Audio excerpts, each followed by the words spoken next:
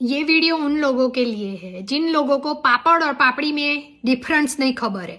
जो क्या होता है ना कि हमारे गुजराती लोगों में सादा सीधा पापड़म बापड़म नहीं होता है, वो रेस्टोरेंट में उसको पापड़म बापड़म बोलते हैं। हमारे यहाँ क्या होता है, पापड़ होता है वो अड़द के लोट का होता है, बराबर है। उसमें भी वैरायटी होती है।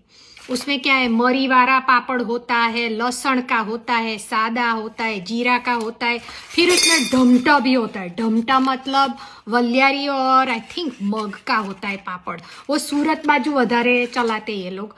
फिर पापड़ी है ना, चोखा के लोट की नॉर्मली होती है, उसमें अड़द बड़द नहीं होती है। तो ये पापड़ी वो जाड़ी जाड़ी होती है ना, वो पापड़ी, वो माइकांगली और पातरी होती है वो पापड़, समझ गए। पापड़ी में भी वैरायटी है। पापड़ी में क्या है, लहसुन वाला होता है, जुआर का होता है, चोखा का होता है, रागी का भी पापड़ी होता है, बराबर है। हमारे लोगों क्या है कि पापड़ी और पापड़ थेपले जैसा है, नाश्ते में खाते रहते हैं, चाय के साथ चलता है, सब चलता है। पापड़ी का लोट खींचू, वो भी बहुत अच्छा लगता है। तो अब आपको पता चल गया पापड़ और पापड़ी में डिफरेंस क्या है, बराबर है। चालो आवजो।